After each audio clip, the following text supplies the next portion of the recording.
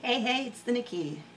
Hello, my fellow humans. Today I will explain to you the sign language of the Occupy democracy because in the beginning of the occupying movements it was explained before every public assembly, and now that there are so many people, I think they don't do it anymore, or not enough so that everybody can know what's going on with all the signs there. And first I will go through the signs really fast, then I will talk about the human microphone and the general structure of the type of democracy that is developing there and actually developing really fast. Let's start with the signs. So you see people when you watch like the live streams and something, or the photos, you see people go like this. This is a sign of approval. It's basically instead of clapping your hands, because if you clap your hands it's going to be so loud that the speaker can't speak anymore. But there's more to it. It also is voting instrument kind of, or a decision instrument. That means I'm for it, I think it's great. So you can basically do this not only when you're clapping, but also when somebody asks, should we, I don't have an example right now, whatever, should we ask the city for toilets? Then you could go like this. You're not clapping, obviously. So anyways, so this means yes, or great, or awesome. If you don't approve, and since it's a very diverse group, you can kind of go like this, and it means, I'm not sure. It means also, I don't really know what you're talking about. I don't want to be for it, I don't want to be against it, or it's questionable what you're saying. And if you totally dislike it, you go like this. That means, I hate it, I don't like it. In all general assemblies, there's always a minute where people, the facilitator, the host kind of asks, let me feel the temperature. So then everybody goes like this, or like this. So you feel the temperature of the crowd. You can also veto, which is blocking. You go like this. If there is a decision process, or if you encounter something somebody is saying that you're absolutely against, you go like this. Veto. Absolutely disagree. It's not possible. In the beginning days, there used to be a lot of people jumping up and going like this. You know, maybe somebody said something very opinionated, like we should raise all taxes, and you just go like, no, it's not my opinion. You know, even though other people's opinion might be that. But as I said, there is a very, very diverse group there, and it's not only anarchists and socialists and communists, and I hope this is clear by now. So you gotta actually be able to voice your voice, because the intention of that movement is to speak as one voice. So then there's another sign, which is this. This means direct question. When somebody's talking and it's very, direct question, you can just jump in. When it was a smaller movement, that happened a lot, so people talking back and forth. Now it's hardly possible to do that, but I guess it still happens.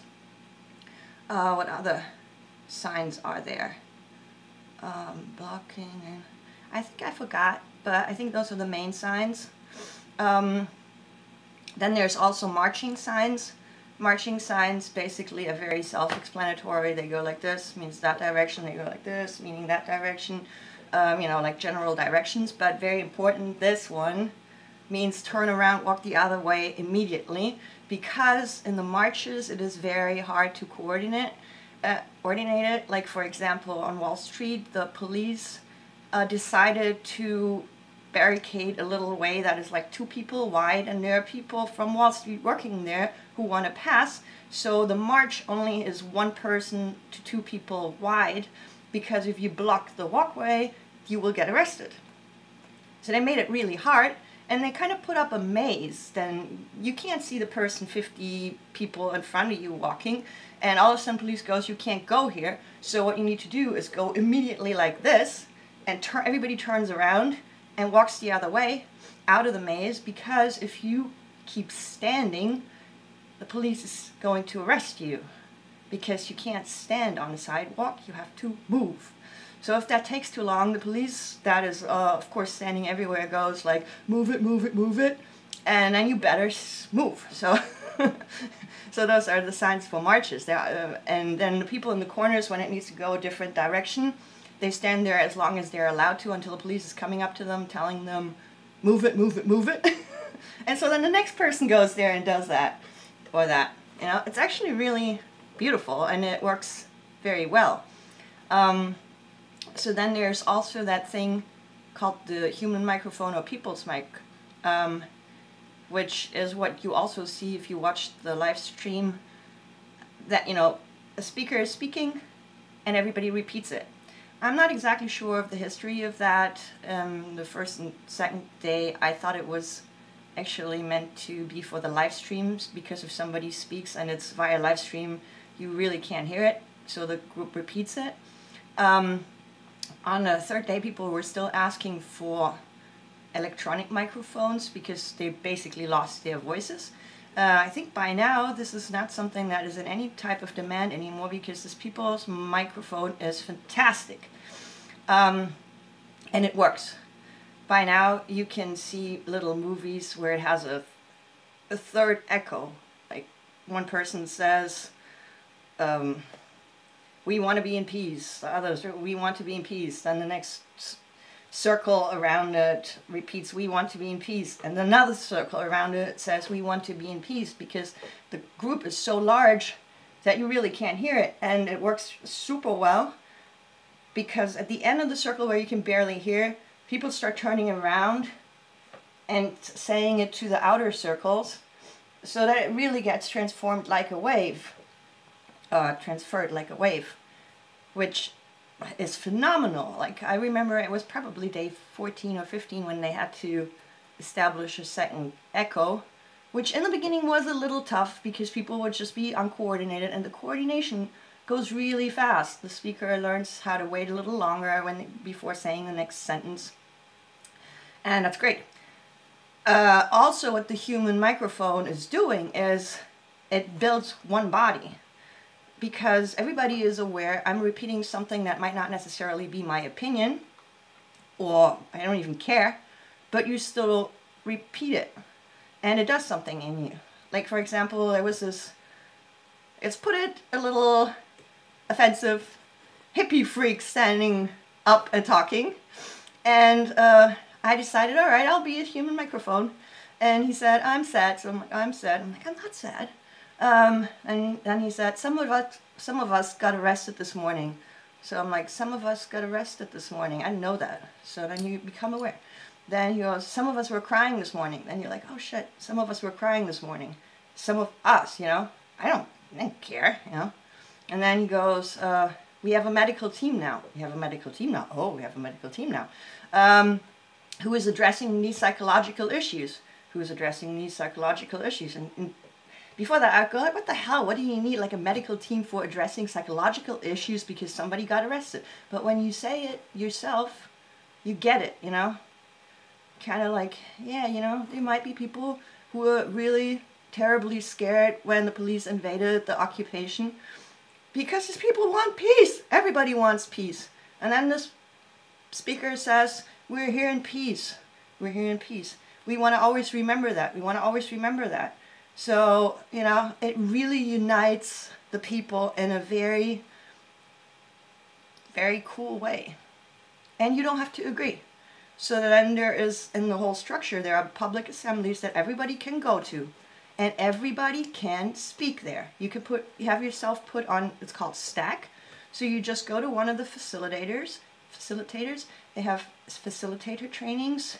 Facilitators are the people who are kind of like the hosts who lead the discussion and whatnot, and have yourself be put on stack with any opinion you're having. You know, you could go there as a racist Nazi and say whatever you want.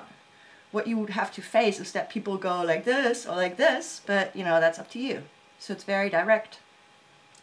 And so then you can talk. And with the human microphone, it becomes very obvious that you can't just talk bullshit because everybody has to repeat what you're saying. So it becomes very disciplined what people are saying. It also becomes very disciplined in the sense that people stop saying things that not everybody will agree with or feel well with. So that makes it really very basic, but also very strong. Then when you are speaking, you have to start, or you should start with proposal. Like you're having a proposal, when you have a proposal, like you have whatever idea, because this is a very spontaneous movement. People come up with ideas, you know. Their idea is, well, let's do an art exhibition parallel to that. Not everybody might be interested in it, but, you know, you say proposal. And then people go like, yeah, yeah, yeah. Everything that is done is 100% consent. There is no such thing that something is coming out of this group that is not 100% consented on. I mean, if you're not voting, you're not voting, but there are a lot of people voting for it. So if there's anything like that, it's not going to go through. It happened. I was there. You know, there were people who would formulate things that you know, are very much in one political direction, and they wouldn't come through. So then that's it. Then you can also go there and say opinion and just utter your personal opinion on something, and you'll also get the feedback. You know? It's great. It's fantastic. What else is there? Did I forget something? Okay, so there is always 100% consent. It's one voice, which is something that is very desired by the group. It's like we're speaking as one body. And the bigger it gets, the harder it is to be one body. But it works. It really works. You should be there. You feel like one body, you know? Even if you disagree. Because it doesn't matter to always agree on something. You still feel like the one body of people. And that actually makes it really great. And now I forgot what I was going to talk about. I lost my thread, but I think I explained a lot of things so that, you know, if you haven't been there in the first days and people aren't explaining that to you now, you will have a better picture, hopefully. Thank you for listening, and I shall see you soon, shortly. Write me emails if you want. This was the Nikki.